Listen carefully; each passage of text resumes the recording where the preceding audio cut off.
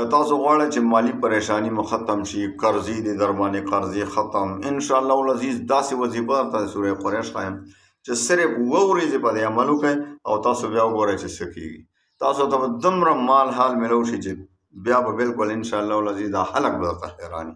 پس 2 ورځو کې به ستاسو هر حاجت صرف مالی نه، هر پریشانی به ستاسو 2 ورځې کې پوره شي، ختم شي او حاجت به مو پوره شي انشاءالله.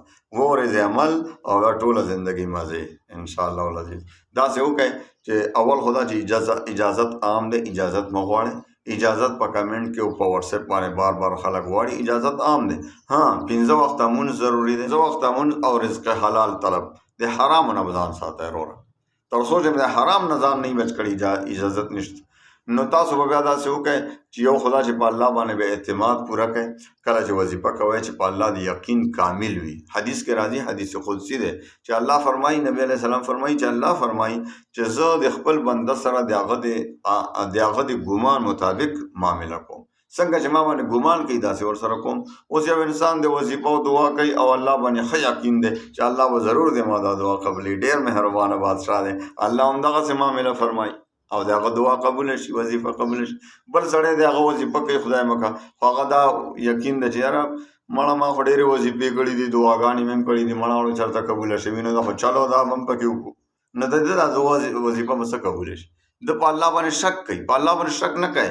ښه یقین، ښه ادب سره خبرې ورسره کوه الله سره، خو ډېر په ادب سره، د ادب خیال ساته. او بیا ته وګوره وظیفه په دې شرایطو سره وکړه چې قبوله نه شي، بیا زه ځې مه وایه انشاءالله ضرور به قبلېږي. د ما الله ډېر مهربانه دی، د الله په بروسه درته یم، د الله په اعتماد چې د ما یقین دی چې الله ډېر مهربانه دی.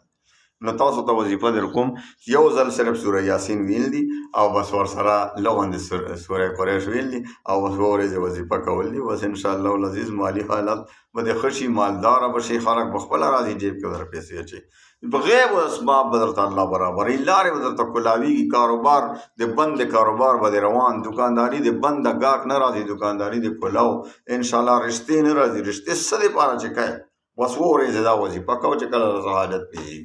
نو تاسې به وکړئ، بهتر دا چې یو 2 رکعته نفل به اول وکړئ داسې ټایم کې، هر ټایم کې، شپې کې د ورځې چې د مونځ ټایم وي، لکه چې جایز ټایم وي. 2 رکعته نفل صلات حاجت به وکړئ. بیا به 11 پیرې درود شریف ووایئ، سوره یاسین به شروع کړئ. سوره یاسین چې شروع کړئ، یو مبین ته وړاندې 2 مبین دي پکې. نو چې وړاندې مبین ته کله راورسي نو سوره قریش اعوذ بالله بسم الله به وړاندې ووایئ او ورسره به 11 پیرې سوره قریش ووایئ. اعوذ بالله من الشیطان، تلفظ هم ټیک کړئ، ښه تلفظ چې ټیک نه وي نو بیا هم کار نه کېږي. د سوره یاسین او د سوره قریش تلفظ چې د ټیک. اعوذ بالله من الشیطان الرجیم، بسم الله الرحمن الرحیم، لإیلاف قریش ایلافهم رحلة الشتاء والصیف فلیعبدوا رب هذا البیت الذي أطعمهم من جوع وآمنهم من خوف. دا سوره قریش په دې طریقه باندې وړاندې ځل باندې اعوذ بالله بسم الله بیا دغسې نو 11 پیرې چې دی ووایي نو بیا به سر نه سوره یاسین شروع کړي او چې سر نه شروع کړو نو وړاندې مبین باندې خو به دغسې تېر شي. دویم مبین ته چې ورسي نو بیا به سوره قریش هم دقه شانتې 11 پیرې ووایي. بیا به د سر نه شروع کړي، 2 مبینو باندې به تېر شي، 3 مبین ته به ورسي او 11 پیرې به ووایي.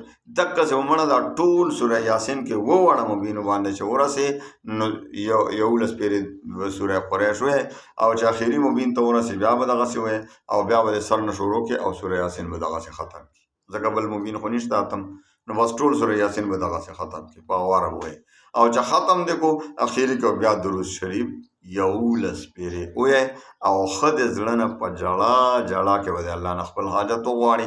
انشاءالله ته وګوره 2 ورځې په دې عمل وکړه او بیا ما ته به دعاګانې کوې انشاءالله العزیز چې دا راته یو فقیر وظیفه ښودلې وه او د ما پې د ټوله زندګۍ حاجتونه پوره شول. انشاءالله موږ ته به خصوصي دعاګانې کوئ. الله مو خوشحاله ساته، الله مو د دنیا او د آخرت تکالیف و مصائب و پریشانیو نه محفوظ وساته. و آخر دعوانا ان الحمدلله.